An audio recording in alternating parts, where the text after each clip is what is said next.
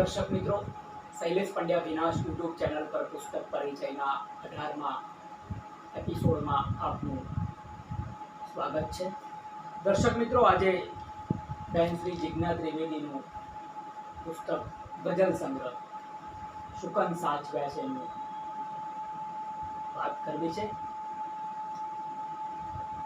ગઝલ સંગ્રહ છે, શુકન સાચવ્યા છે. પ્રકાશક પોતે જ જિજ્ઞા ત્રિવેદી, સંકલ્પ 16/14/1 રમણનગર, સ્વામિનારાયણ ગુરુકુળ પાછળ, સરદારનગર, ભાવનગર. પ્રાપ્તિ સ્થાન લટુર પ્રકાશન, અવનીલોક, શાંતિનગર, 2273 હિલ ડ્રાઈવ, ભાવનગર.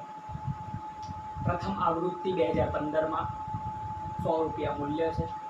સ્નેહી કવિ શ્રી શૈલેષભાઈ પંડ્યા વિનાશને સસ્નેહ જિજ્ઞા ત્રિવેદી 26/7/2016 ગુર્જર ગિરાને એમણે અર્પણ કર્યું છે. હવે 26/7/2016માં આ પુસ્તક મને બહેનશ્રીએ આપ્યું હતું. આજે પુસ્તકાલયમાંથી મને મળ્યું. આ પ્રથમ કાવ્યરસનો એપિસોડમાં બેન જન્માષ્ટમી વિશેષ કાવ્યરસમાં સહજાનંદ કોમ્પ્લેક્સમાં એ વખતે પ્રજ્ઞાબેન વશી અને જિજ્ઞાબેન ત્રિવેદી આવ્યા હતા. પ્રથમ એપિસોડ અમે કાવ્યરસનો ટેલિકાસ્ટ કર્યો હતો. 2016માં હું જોઈન્ટ થયો જીટીપીએલમાં. દર્શક મિત્રો, મારે વાત એ કરવી છે કે 2016થી શરૂ કરેલી આ સફર, અને એમાં આજે જન્માષ્ટમીનો જોગાનો જોગ છે. આજે જન્માષ્ટમી છે, રેકોર્ડિંગ કરી રહ્યો છું. આ જન્માષ્ટમીના વિશેષ કાવ્યરસમાં આ બેને કાવ્ય પઠન કરેલું ને એ વખતે મને આ સંગ્રહ ભેટ આપેલો. આજે એમનો પુસ્તક પરિચય કરાવી રહ્યો છું. 2 દિવસ પછી આ એપિસોડ આપને જોવા મળશે. દર્શક મિત્રો, સંજુવાળા પ્રસ્તાવનામાં સરસ વાત કરે છે. એક વિહવળ સર્જકની મનોરમા.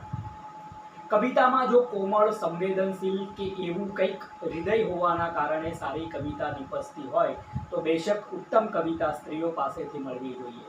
પણ આવા કોઈ સંશોધન હોવાનું જાણવા નથી. ક્યાં વાત હે! ગુજરાતી ભાષામાં પુરુષ અને સ્ત્રી બંને કવિતા કળાઓ સાથે આદિકાળથી સંકળાતા રહ્યા છે. જોકે એક વાત એવી પણ ખરી કે કળામાં આવા સ્ત્રી પુરુષના ભેદ પાડવાથી કોઈ વાત બને નહીં. મને તો એવું પણ લાગે છે કે પુરુષ માટે કવિ અને સ્ત્રી માટે કવિયત્રી એવું અભિધાન પણ માત્ર જાતિ બતાવે છે. કવિતાને આ જાતિને કારણે કોઈ ફેર પડતો નથી. આપણા ભજનના પ્રદેશમાં જરા જઈએ તો ગંગા સતી મદદે આવે. જાતિને ભ્રાંતિ નહીં હરી કેરા દેશમાં, ત્યાં નહીં રે વર્ણનો વિકાસ. આમ સંજુવાળા ખૂબ અભ્યાસુ અને સુંદર પ્રસ્તાવનામાં સારા શેરની પણ એ શેરિયતની પણ વાત કરે છે. સાંજ છે સંધ્યા સમયના હોઠની કે કોઈ ઉન્માદની લાલી લગાડી. આ સંગ્રહ બીજો સંગ્રહ છે. પ્રથમ સંગ્રહની રચનાઓ સાથે વાંચતા કવિના વિકાસની એક રેખા અંતાથી અહીં દેખાય છે. કોઈ પણ સર્જક વિકાસોન્મુખ હોય એ આવનારા દિવસો માટે સારી એંધાણી જ નહીં, સર્જક માટે ગૌરવપ્રદ ઘટના દેખાય.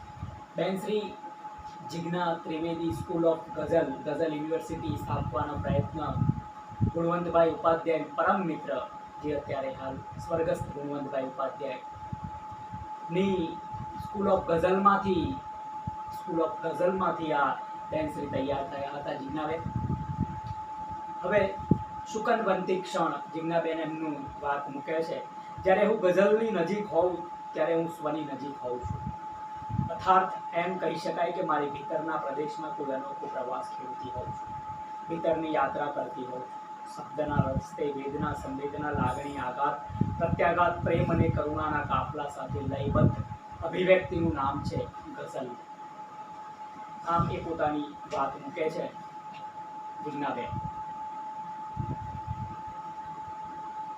દૂરદર્શન, આકાશવાણી રાજકોટનો પણ હાર્દિક આભાર માને છે.